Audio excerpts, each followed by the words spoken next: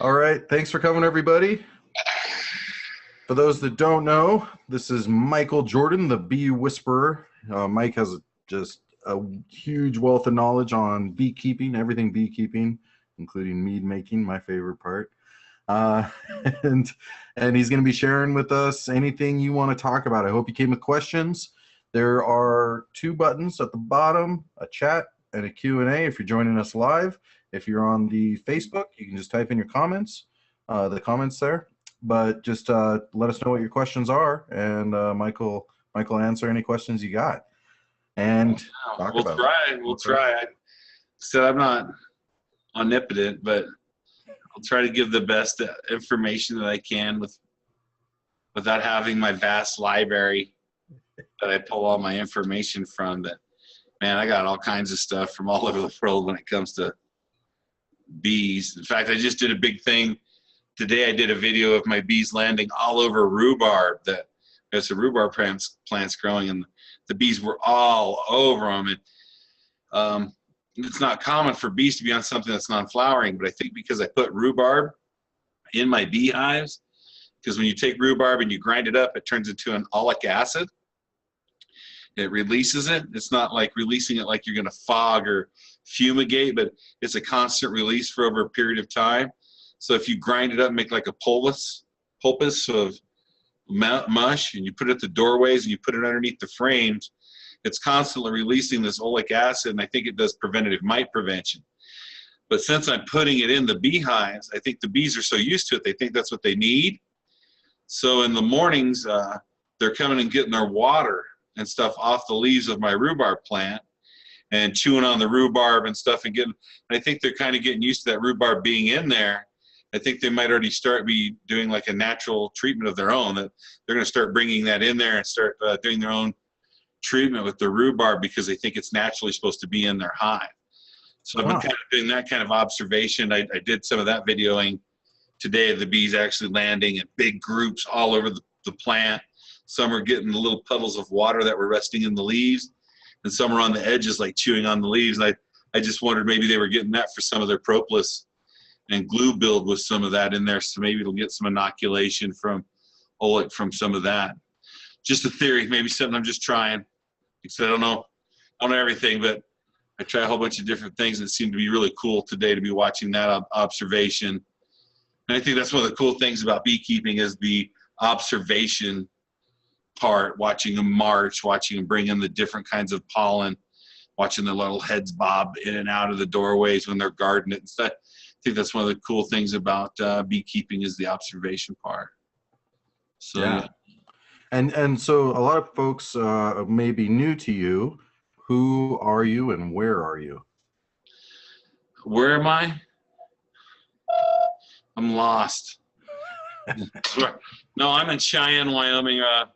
Right now I'm at an alternative high school. I do a lot of my education and stuff out of here.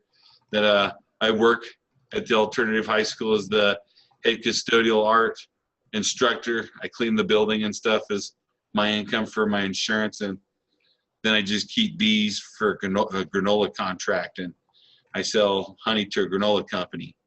So I don't sell a lot. I sell honey on the open market and stuff just like everybody else does, but I usually don't have to worry too much about it. That I've got it to where if I have 50 to 100 beehives, I make my quota for my granola contract, and then have enough to dabble in some mead making and making some other products. And hopefully that'll be the family business that I can pass on to my kids. That the program that I've written for beekeeping is, even if my kids don't want to, I have my son, he's actually deathly allergic to bees. We just kind of found that out, that he's an EpiPen carrier for life now, but he won't be able to take over the bees. So it'd be a program that if we got people in and interned them and got them running the business, that basically they can still own it and bring people in on this educational basis. And that's how our company's ran, basically, is educational basis. That it's mostly made to educate kids. That we got into beekeeping and traveled the world for beekeeping to learn how to make the best honeys and how to find the best honeys, so I can make mead. I'm a mead maker, but I just have I spent a lot of time and a lot of money playing with bees. I think that's my major downfall, is that for all the money I spent on beekeeping, if I would have invested maybe in a hotel, I could have been partying with the Hiltons. Yeah. Yeah, all the money You I wouldn't be spent. Michael Jordan, man. Well, I'd still be Michael Jordan. I'd just be Michael Jordan with the Hiltons. It'd be Paris, Richie, Jordan, Hilton, something. It'd be something. Yeah, you've traveled the world, haven't you? Or you've traveled all Yeah. over the place doing beekeeping. All over. Yeah, I kind of got a good gig. I became a private contractor for the Army Corps of Engineers, and I'm a fuel master. I'm a fuel specialist. I can make fuel from wood gasification, from chicken poop, and then I can blend out octanes for high-grade avgas, oils, diesel fuels, biofuels, natural gas. Anything that has to do with basically fueling. I've built everything from generator facilities out in the Congo to aircraft carrier fueling out in the ocean. People say, oh, those aircraft carriers are nuclear and stuff, Mr. Jordan. Why do they need fuel? Everything that runs on it, the little propane generated forklifts to the vehicles and stuff that they drop on and off need fuel, to the emergency generators that need diesel. I mean, when it came to fuel, so I got a really good job, is what I'm saying, and made some good money. And when I kind of retired from it, I spent that money learning about bees on recouping, because when I got done kind of working construction and stuff in the fuel industry, I got in a car accident and kind of smashed my head in pretty good. And as I was recouping, one of the things that helped me recoup was beekeeping, because I wanted to be a mead maker. And I just devoted all my time and all my money and all my energy to be a beekeeper, a knowledgeable honey producer, and did everything and I went from the most extreme as I went commercial, and then I went industrial, and then I dropped back down to commercial, and then I went down to hobbyist. And then I think the one that's below that's backyard. Backyard beekeeper has like 5 to 10 beehives at the most, ever 10. That'd be your backyard beekeeper. Your hobbyist beekeeper holds anywhere from 25 to 250. Your commercial beekeeper has about 500 to about 5,000. An industrial beekeeper can have anywhere from 10,000 to 150,000 hives, depending on location and what they're doing. And that ties in. That really ties in with Julia's first question. She's asking, where do you have your hives, and do you have them around, or do you move them around? And that. Oh, I see the questions right on it. Says, Mark, yeah, Michael, I saw your presentation at Permaculture Voices. I want a bottle of your mead. It was awesome. Big fan. Super good. Right on. Yeah, I got busted at Permaculture Voices trying to give out liquor in California. You just can't give booze away, I guess. So, yeah. Where do I have my beehives? I have beehives from Casper, Wyoming, all the way to Loveland, Colorado. In 2005, 6, we were managing up to 2,229 hives. We did pollination contracts and runs, and we housed bees in potato cellars in Idaho. And then they would go right into, in December, they would move right over the border into California for the almond pollination run, doing almonds and figs. And then I think some of ours would drift up north, because we got on a pollination co-op. There's many other beekeepers that had bees. You threw them all a big. I never had a contract. Some people own the contract and never have bees. They just end up brokering out that, oh, I need 400,000 beehives to make my pollination contract. How many do you have, Michael? Oh, I can throw in 1,000. Right on. I'll give you $150 for each one of your beehives. Sold, right? So that's about $150,000 to $200,000 a month.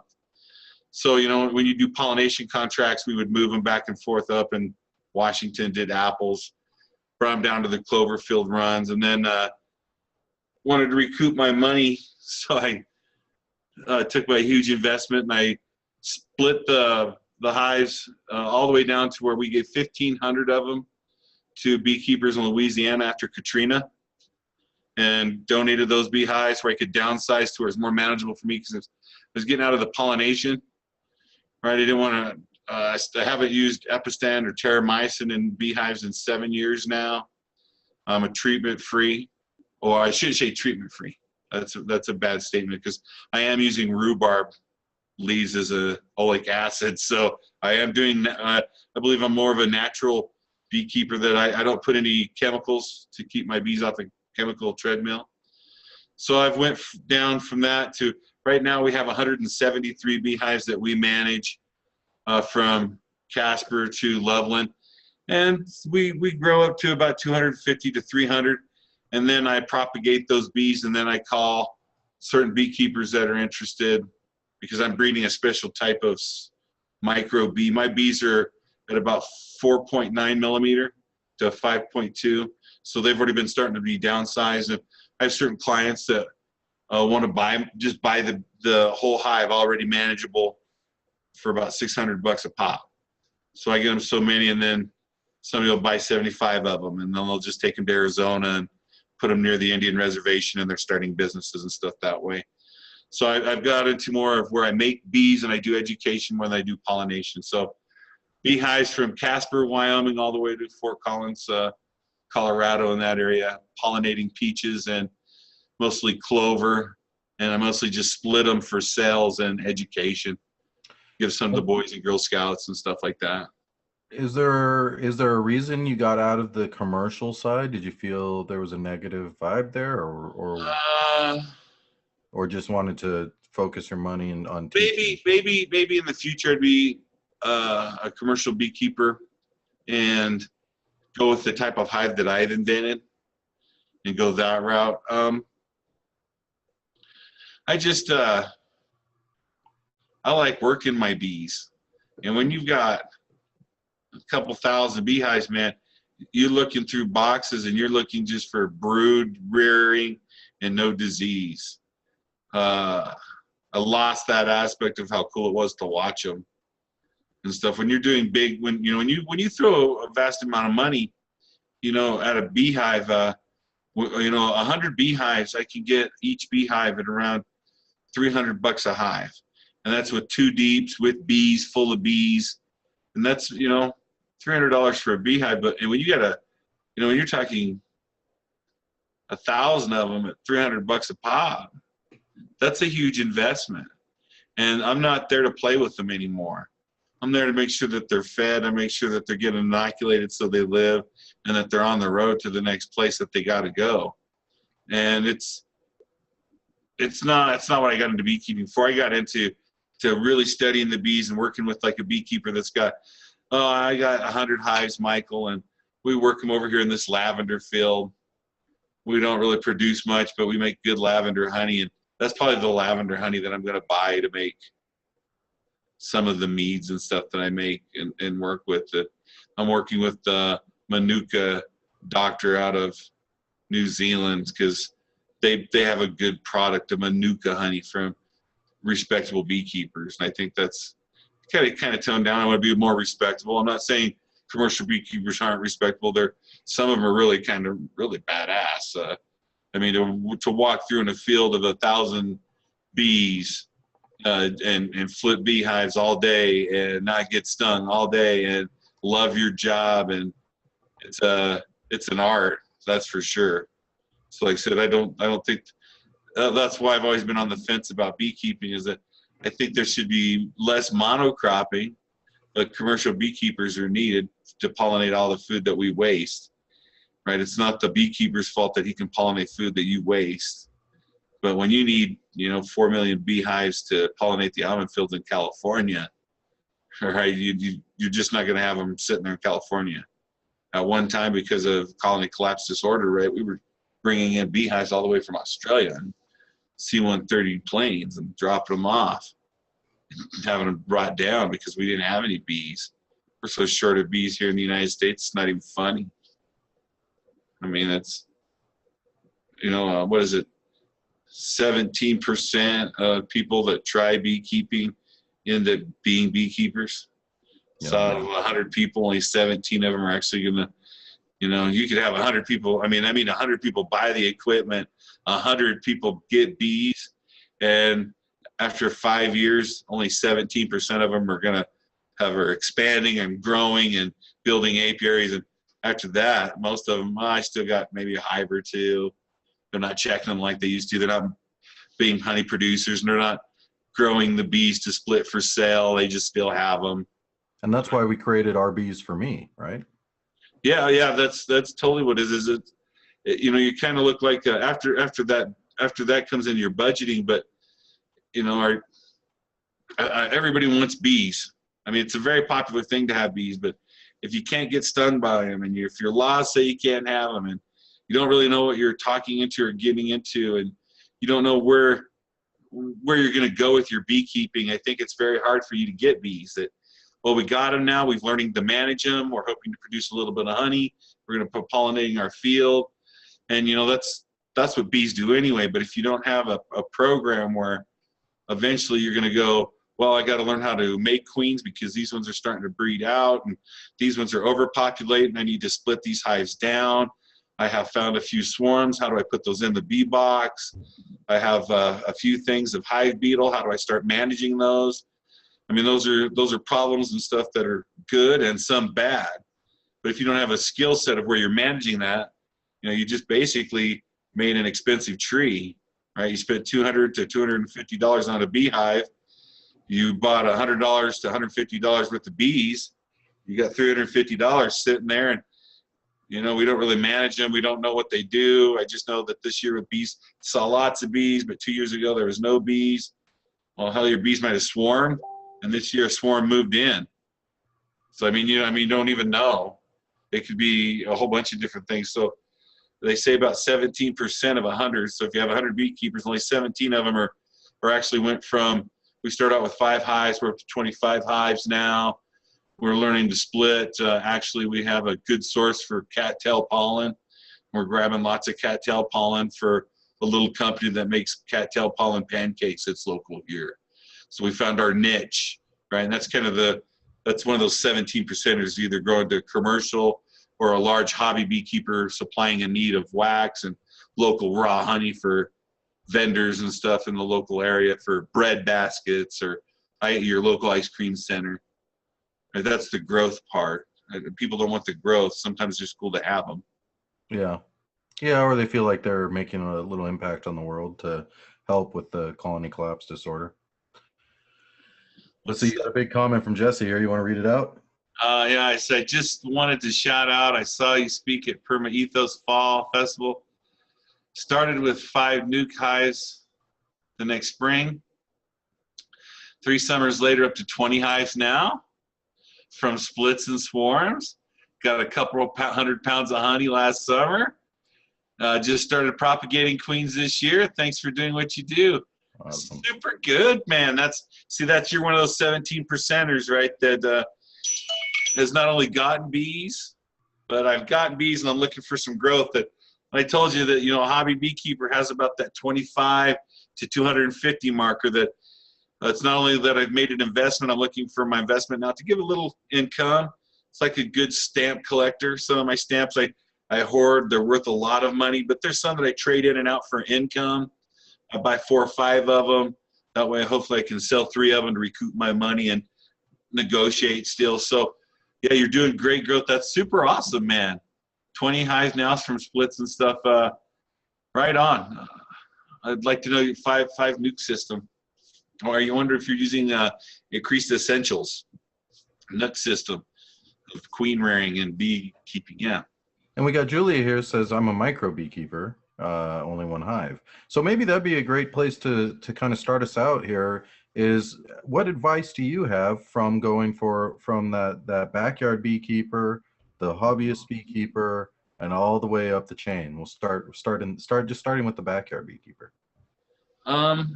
Where are we going to go with this? What do you mean? Can you explain to me what you want from this? That if I'm a backyard beekeeper, how do I grow? I mean, no, I would just say, just what advice do you have for them as far as just keeping bees and well, I think your number one thing is that you need to learn a system of checks and balances. That you need to learn some documentation skills, and it doesn't have to be massive. I teach documentation on a massive scale because I think it's almost like predicting the future. That if I haven't put any plants out in my area and I haven't opened up my beehives yet, and people are like, man, it's springtime.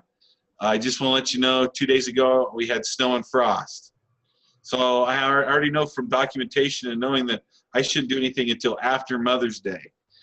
But that has to go with the skills of documentation. I teach weighing your beehive, so you can know what the weights are. I teach about how to do a hive check for pest management, how to do checks for nook boxes and splits, how to do queen rearing, how to do winterization, how to do feed increment measurements, how to do heat variable. And if you're not documenting some of those things, you're not going to see progress as if you're making progress or not, or if you're spending a lot of money on a losing battle.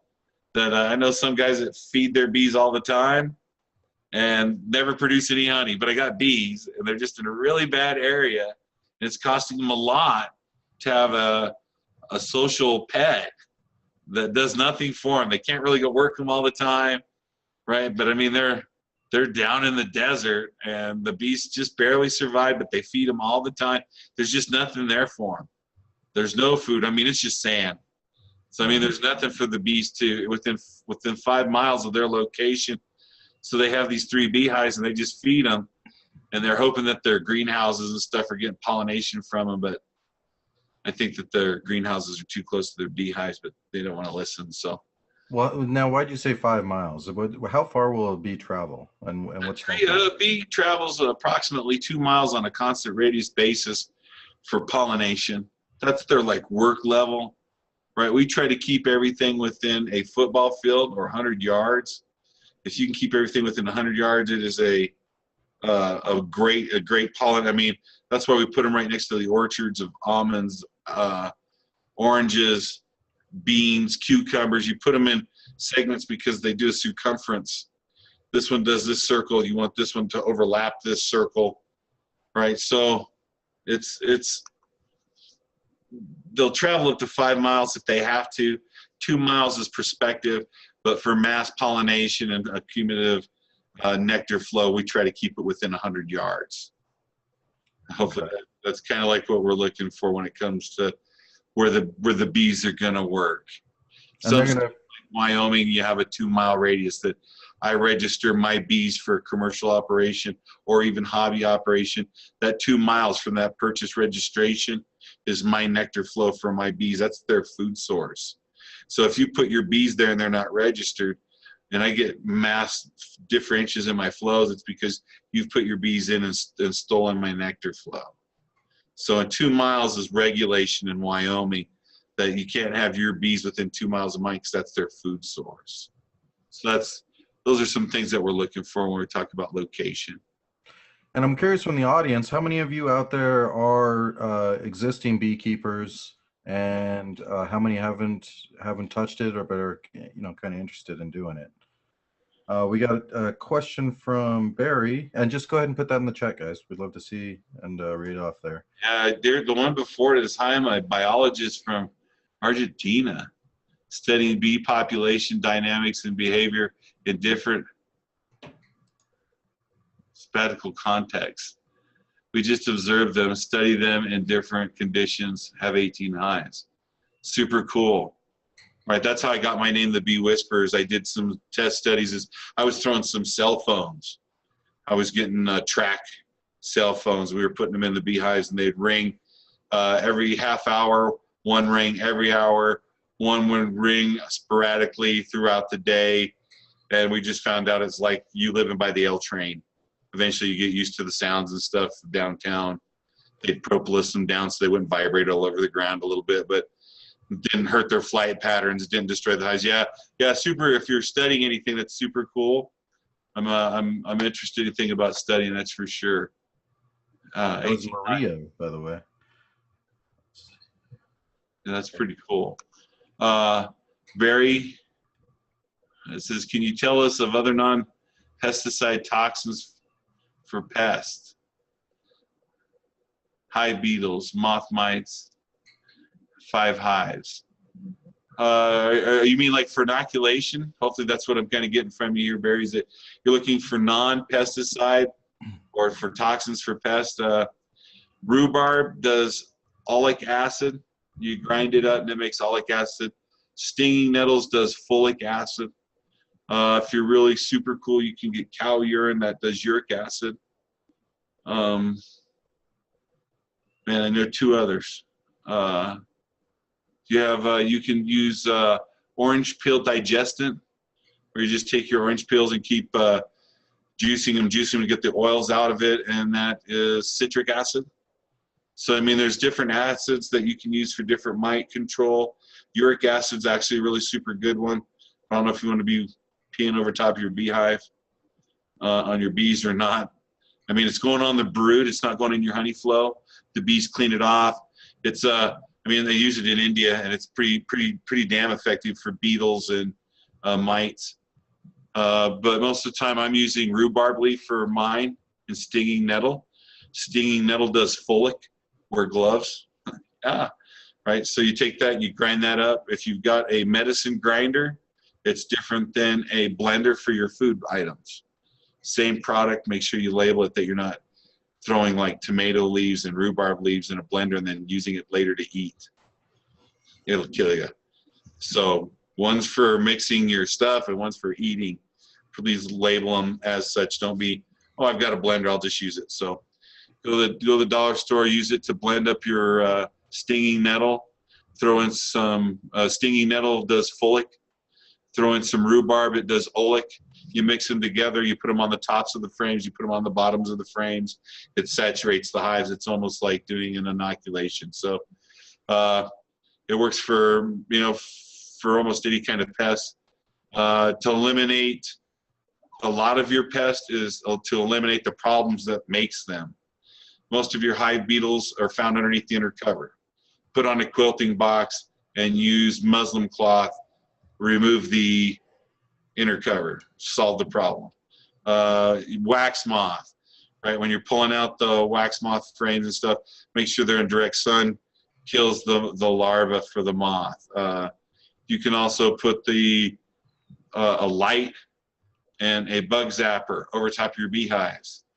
Most of your pests fly at night. Bees are inside the hive at night, so they're not usually curious of the bug zapper, but the light shine on the bug zapper, all your wax moth, hive beetles and stuff that are flying in the air, fly to the bug zapper and die. Your bees are in the beehive, they don't, because they're inside the hive at night. So, I mean, there's all kinds of, you can go pesticide with chemical, citrus acid, uric acid, or you can use mechanical methods such as light and electrical.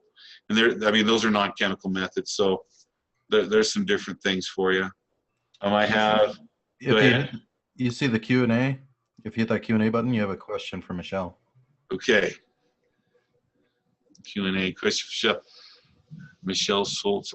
Can you tell me why my bees are going after most peat moss, perlite mix that I have sitting out? I guess, without seeing it, how wet is it? If it's 15 feet to 20 feet away from the beehive and it's moist, the bees are going directly there to get their water source. It's going to have minerals and stuff. Bees like a little dirty water. That's why they like bird baths. That's why they like a dog dish, the slobber and stuff back in there. They get a little bit of mineral and all kinds of stuff from the dirtiness of the dirt accumulation.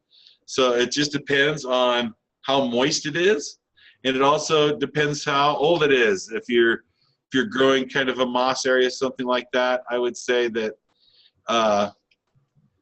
they're looking for a little mineral content and stuff. I'm probably one of the few beekeepers that says it's okay to add a little bit of molasses to your bee feed. Not a lot. Like if you have a quart jar, a teaspoon's probably just about enough of molasses to it. But that's a ground sugar that has a mineral from our earth, right? That's in there that the bees are going to get. It's one of those things that the bees usually get when they're in a tree and they hollow out the tree. It has all the debris and stuff at the bottom of the tree. The wax cappings fall with inside the comb of the tree. Dirt flies in the dirt of the tree. There's all the stuff and spores that are at the bottom of the tree are growing, and the bees get that either from the smell that they breathe from inside the tree or to chewing on some of the stuff that's in there to try to see if there's any propolis or stuff that they can make up. So I think a little bit of the earth sugars and minerals are needed for the bees as well. So yeah, on your question there for the Q&A, I think that's the best answer I can give you. That's a great answer. Thanks. Thank you, Michelle. Great question. Can you tell? Oh, let's see. I'm very interested, but do not want to try it until I move from the suburbs. I wouldn't get bees unless you're sure you want to get them either. Make sure you know.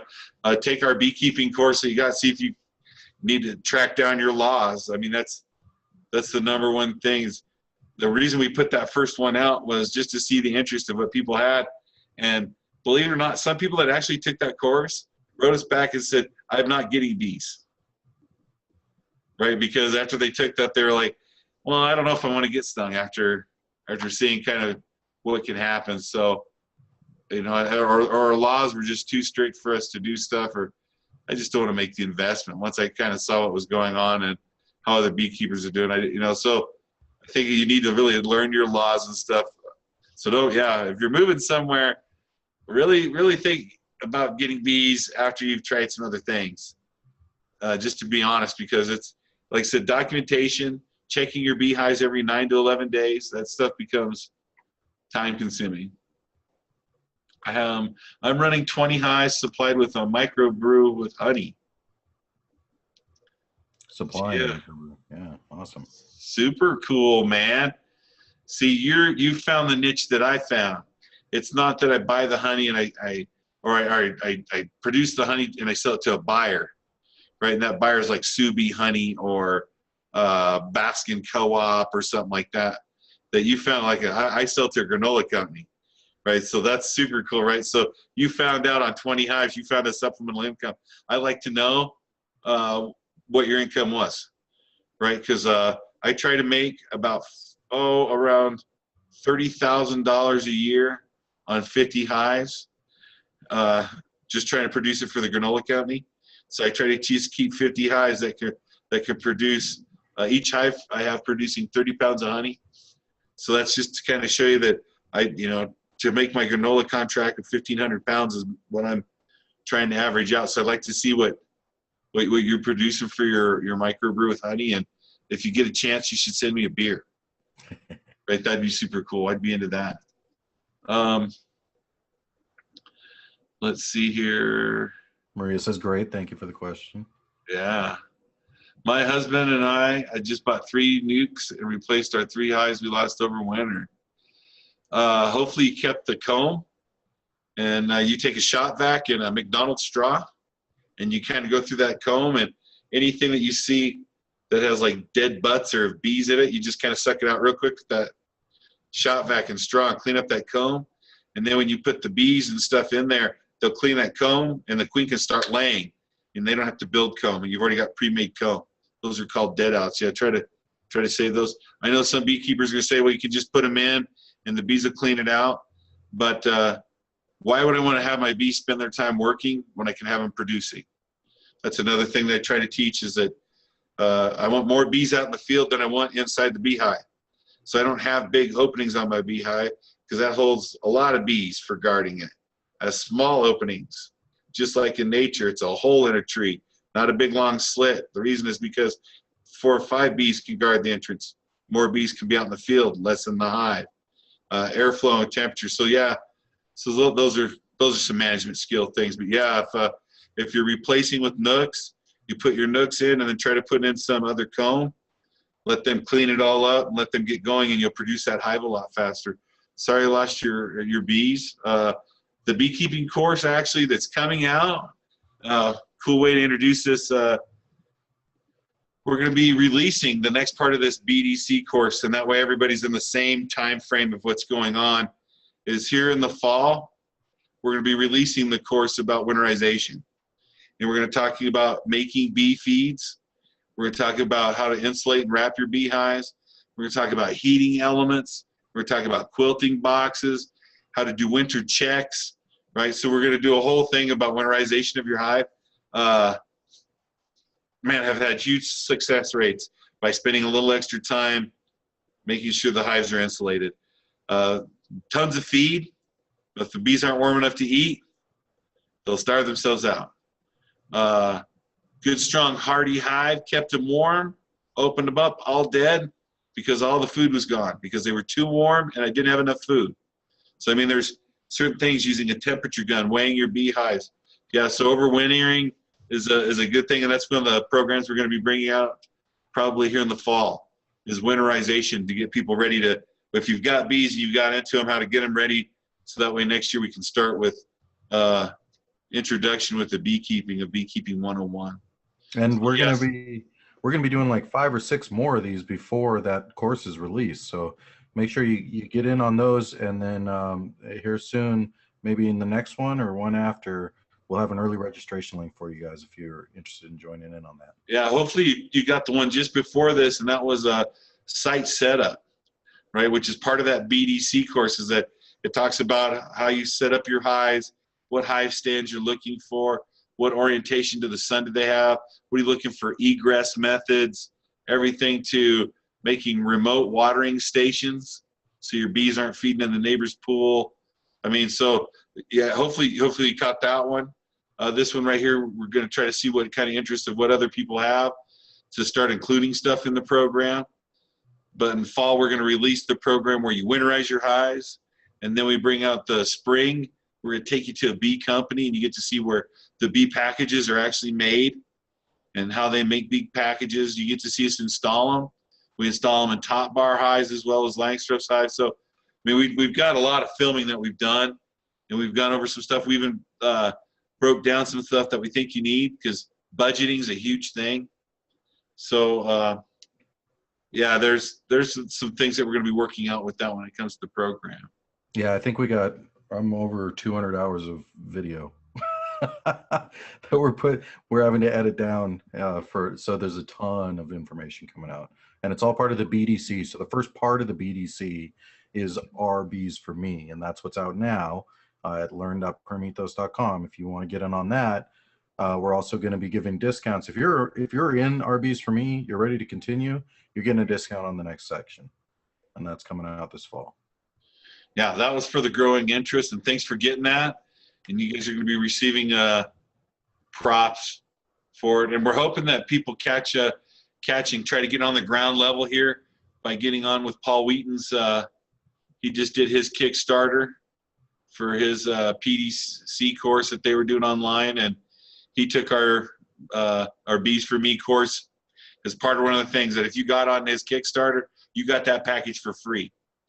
So we're trying to even help out somebody else that's going to try to do great things. So that was a way to even get on this. Oh yeah, $5 if you do and I think you can still do it. Yeah, I'm pretty sure you can. If you go to Kickstarter and search for the PDC 2017 PDC ATC, it's live streamed, but there's like $1 amount you can get in on and a $5 amount. The $5 amount gets you Our Bees for Me for that $5 plus a bunch of other stuff. Yeah, totally. Yeah, so that would be a good deal to get on. So let's see. The 1 working hive and 2 swarm traps out. You better get 5 more hives. If you got swarm traps, and if they start catching anything, you got a place to put them. That's part of the system. Is you should always have a hive or housing location before introduction of swarm or package. Meaning that before you pick up a swarm, unless you're picking up and selling swarms or giving them to your neighbors, I just got a great swarm trap, I got bees for you. But you should always have a location for them. So if you got 2 swarm traps out, that's 2 more hives that if they catch them, and if they each catch 2 a year, that's 4, right? And if that hive that you got's working and splits, that's 5, right? So you should have at least 5 more beehives. There's your system why I said 5. Because if they catch them, if they're catching them, you find a good bee tree that's just letting them out, and you put that swarm trap there, and they're swarming right in there, and you're taking it down and throwing it right back up, and they're swarming in there, you'll get yourself bees. You'll get yourself quite a few going, a couple colonies. This is, I'll send you my results. Yeah, for the testing. Yeah, let me know. I'm always fascinated by that. We just did a thing with Greg Burns on weighing hives and stuff, and how the cumulative weight of different hives, how you get to weigh almost each one. So that's different. How would you present the orange oil to the hive? I would mix it down with water, and I would probably use a Hudson sprayer. And it's like, I guess if you've got it all mixed down and you're doing like a hive check, because when you're doing inoculation and you're doing some pest control, you shouldn't be constantly doing it all the time, right? So when you do your spring check, you're going to do a full hive inspection. You're actually splitting the nucleus, adding new frames, pulling frames off the end, because that's how you're rotating the dirty ones out. So I think when you did that, you could probably do a quick spray of the citrus oil over the top of it, and I think that would help out quite a bit. I think that if you would maybe even take the citrus oil and put it on maybe napkins and put it on the bottom of the beehive where the bees got to crawl over it, the acid would get on the legs of the bees, across the bees, and kind of fumigate and probably knock the mites off the bees. I think that'd be 2 ways that you could probably use the orange oil. So next one's from Jesse. Do you see similar results with natural treatments compared with oxalic or formic when it comes to an alcohol wash?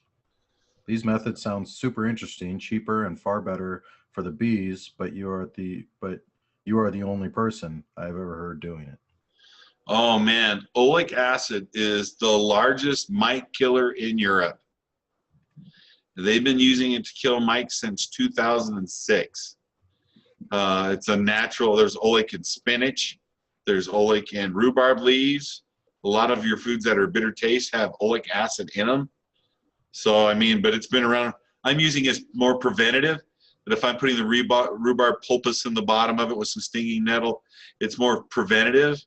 I don't know if I had a huge mite outbreak. I'd probably be doing a mineral oil fumigation, and then an oleic acid fumigation with using a battery and oleic crystals on a pad that you shove underneath there. When it really starts to vaporize, let it vaporize for about 10 minutes, really inoculating that hive, getting it deep into the brood nest, because it's got to saturate into the brood nest capping. That way it kills the mite inside the brood nest. It doesn't kill the bee, but it kills the mite inside the brood nest, and that's what you're trying to do. So have I seen similar things with natural treatment? No and yes. Yes, on the basis that I don't have any mites because I'm using this treatment. That's the plus about it. Am I seeing anything that's compared to it? No, because I'm not using mass fumigation methods like terramycin and epistam, where you're putting the chemical right in there, fumigating right into the brood comb, right? So I'm not sure. When you say it comes to alcohol washes, that's not usually a mite treatment. That's a mite check. Powdered wash, alcohol wash, and direct fumigation, and then a mite check. Usually you're doing those things to mite check to see if you need to use fumigation. So as far as I know, going out and picking up all the leaves off your rhubarb to thin out the herd to get bigger stock, and you grind that up and you make your pulpus and you put it in now when you do your big hive check for spring. You go through flipping boxes and all your stuff, and you put that pulpus in there, and you get your bees all set back up, and you dust them with powdered sugar. And you're probably not going to do that type of deep hive check for probably a month or 2, right? Because you're not going to go through there all those frames and all that stuff. You're just looking for brood and maybe to see some roping if you're looking for American foul brood or something. But you're not going to do that, and that gives it time for that pulpus to dry out, and eventually the bees will kick that stuff out, migrate it out, because it'll be lightweight and it'll be dry. It'll be like dry leaves and stuff at the bottom. But that'll do a preventative measure, and I think if you're doing preventative measures like that, it's way better than saying, well, I've got a bad outbreak of mites, now I'm going to just gas the hell out of my bees.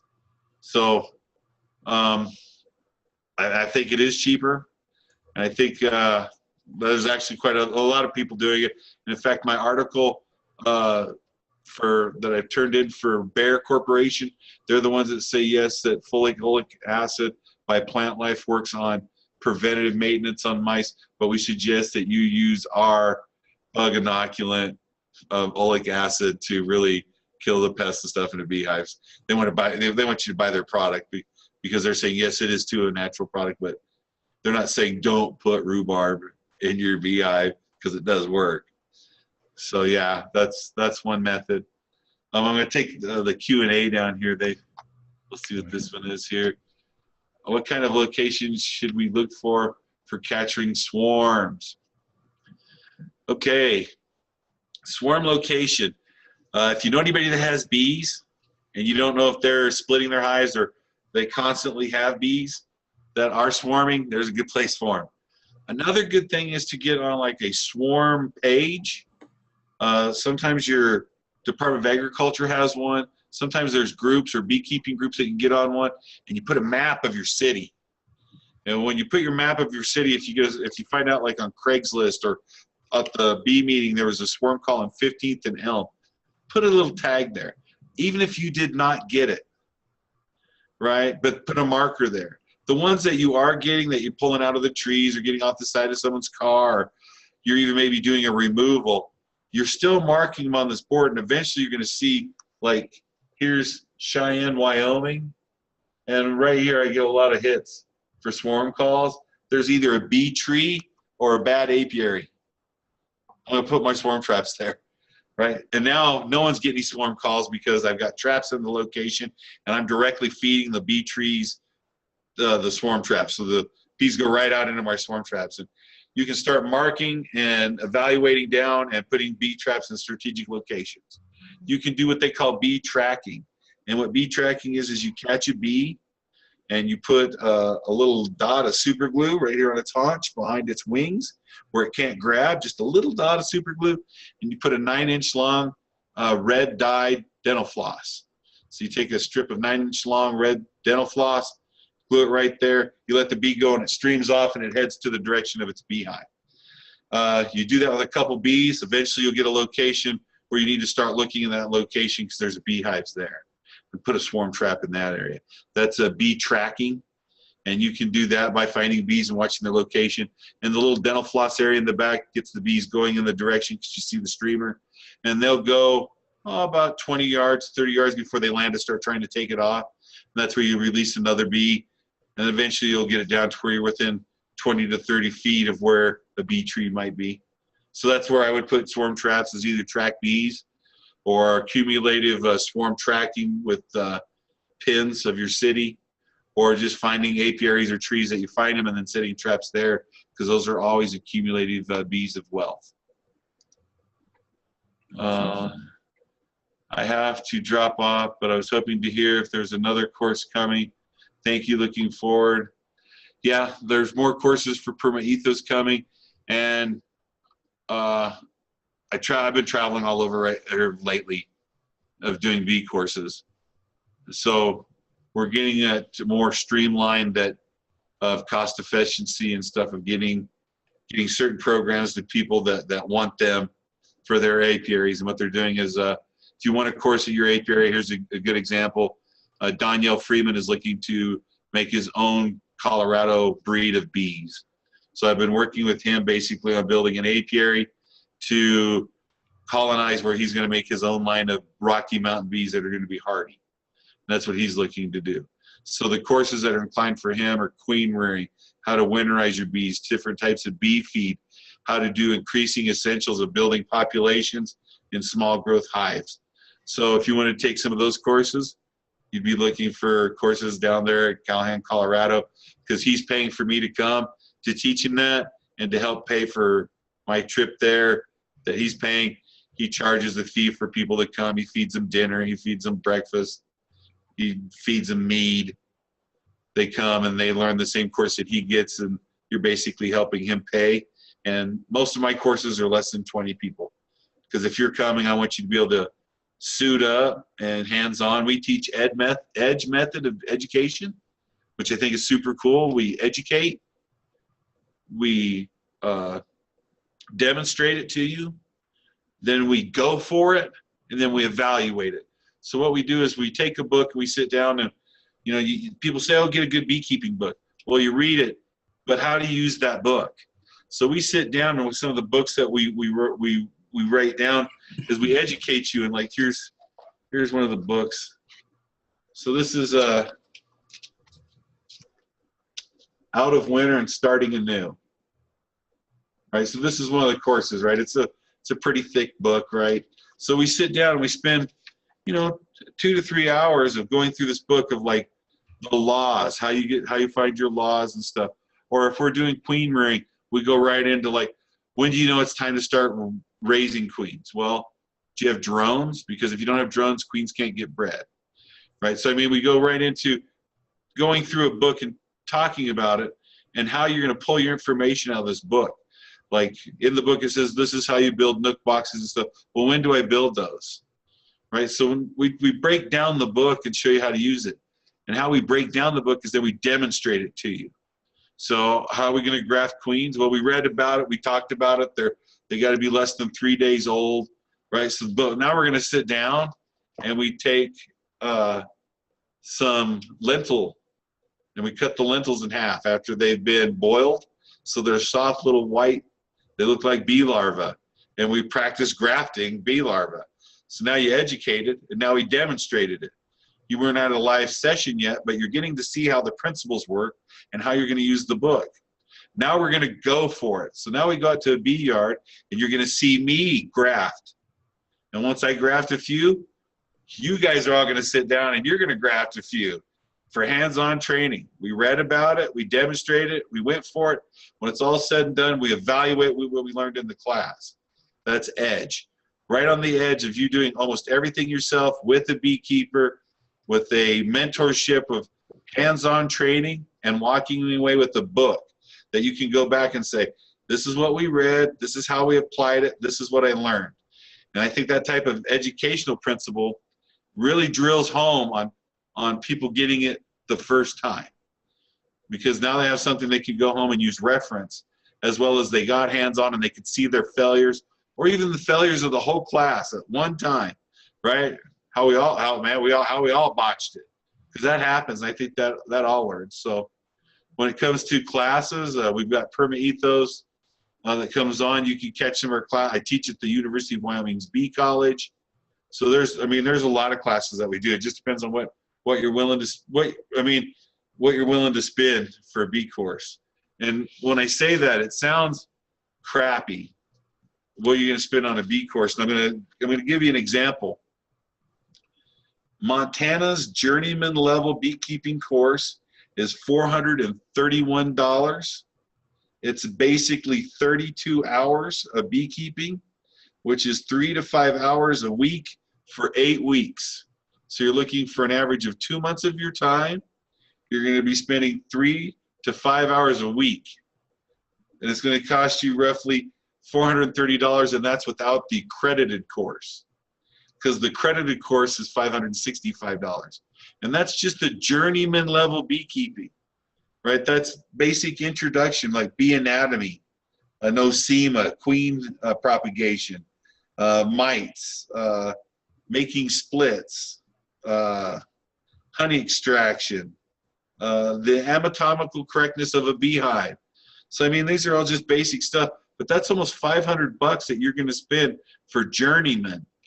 They also have the intermediate and the master. When it's all said and done to take that course, to be a master beekeeper from Montana State University is going to cost you around $1,500 and 3 years of your time. Right? So I just want you to think about what you're looking out of your beekeeping course. Because it's seasonal on certain aspects. You just can't jump in. It's not like English where we can teach you, well, cursive, this is how you do that. We can teach cursive year-round. No, this is when we winterize the bees. You're not going to be learning about queen population when you're winterizing the bees. So you can't take the course all at one time. It has to be segmented for the seasons of the beekeeper as well. So I want you to think about when you're taking a bee course and what it costs. You know, I'm right up front. I'm pretty expensive. I'm about $15 an hour.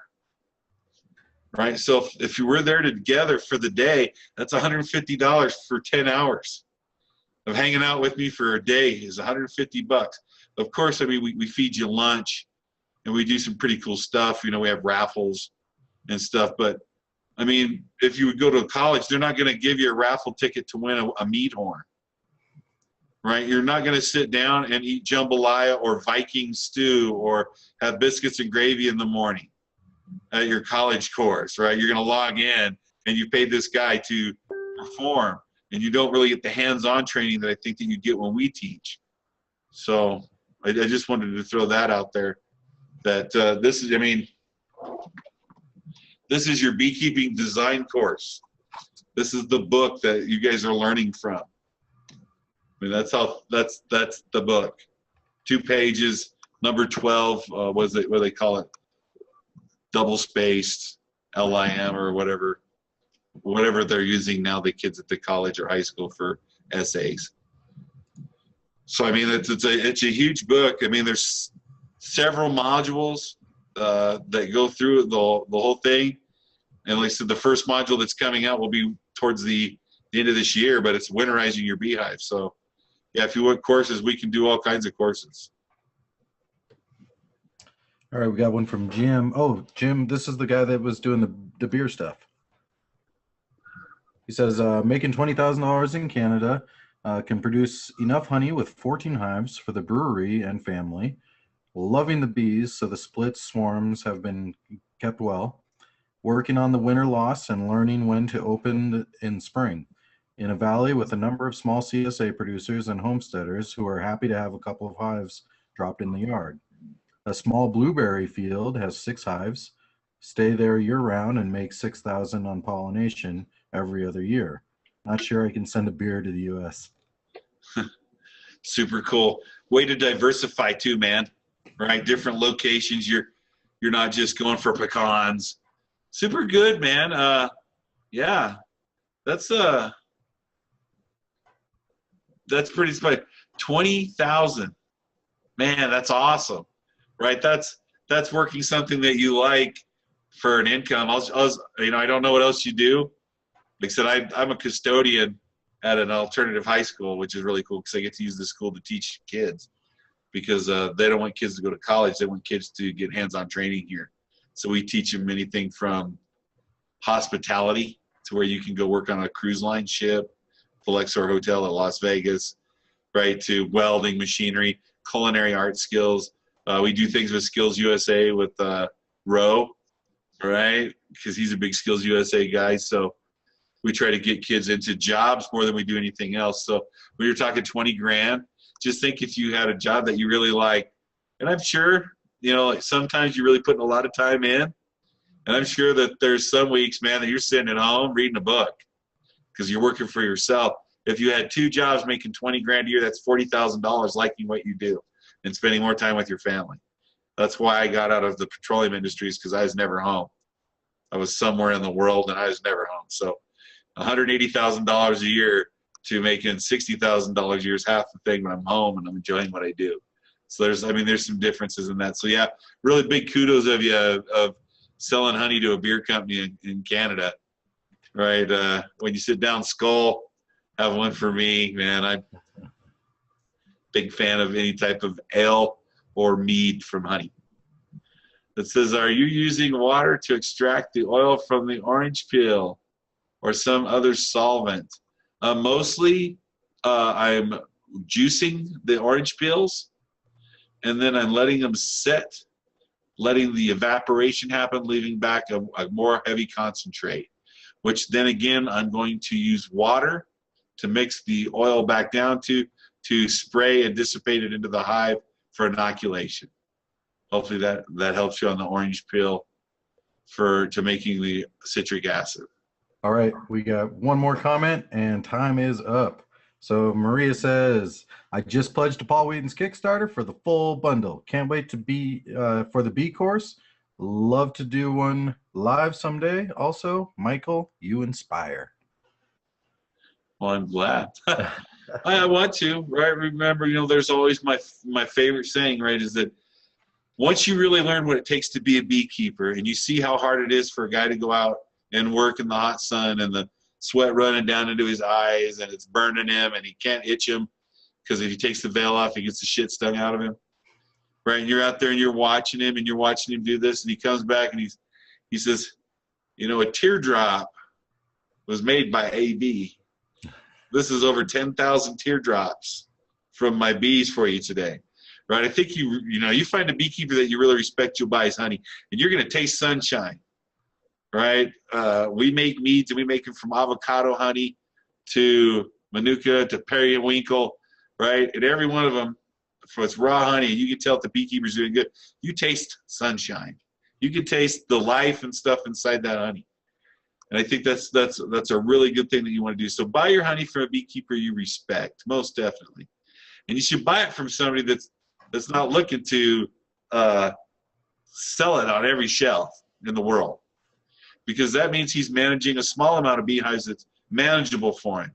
So cottage industry, right, where somebody's bringing you a good quality product with the time and muscular that they have, with not a whole lot of effort, but it's not like that they're missing all the stuff. It's not like a hog farm where they just got everything in a cage, right? They're really working their bees. So go for a cottage industry, right? And that goes all the way back that you're buying this product from people that you're trying to help.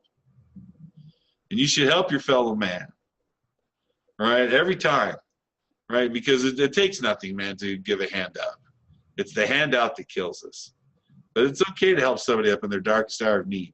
Because one day that's going to be your darkest hour of need. Is I just need that one hand to help me up. Help me change that tire. Help me pull this tree stump out of my front yard. Help me one time. Because if I help other people, one day no one wants, because everybody's just helping. So help your fellow man. All right. With that, thank you very much for taking time out of your day today, Michael, to join us and share your wisdom. Hopefully we got some stuff going. Like I said, I wanted to show you something. For those of you that took the beekeeping design course, if you're still on here real quick, I want to show you, this is the big book, right? I wanted to show you that even my big book, right? My bees are for me. There's my law book. There's the law for my state. There's the law for the federal government. And there's the law for my city. And then there's my apiary card, right? It holds all the locations that I have registered. So if they spray for pesticide, so I'm doing the same thing that you're doing in the course, right? So there's the first part, that first little that first module, the first part of that module. You just saw that I'm building my book just like you are. This is what you're building, is you're building a book. In your book, the first thing should be those laws. The second thing should be your reaction to a sting, right? That's what you're looking to do, right? Is that you'll have your laws, your registration. I can have them. Now can I have them? What's your results from getting stung by a bee? What was it the last time? Is it getting progressively worse? Is it getting progressively better? I have in there also, like, what's my best, like, medication that I like using? The cold spoon, ice, right? Or am I taking Benadryl, right? These are things that you're creating your own this is a beekeeping design. So you're designing this book that's going to help you manage your bees. So I want you to kind of get there. That's what this book is, right? It's going to be a DIY self-help book that you're taking this course and writing your own book on your management skills. Awesome. Hey guys, if you love this webinar, and we're already getting comments that you did, that's awesome. You can go to tv.permaethos.com and watch the previous webinar we did. And if you're not already on the mailing list, just head over to permaethos.com. You can get on the mailing list, and we'll send you out an email when the next one's ready to go. Thanks again, Mike. Have a great night, everybody. Yeah, you guys be super sweet. Super sweet. I like that.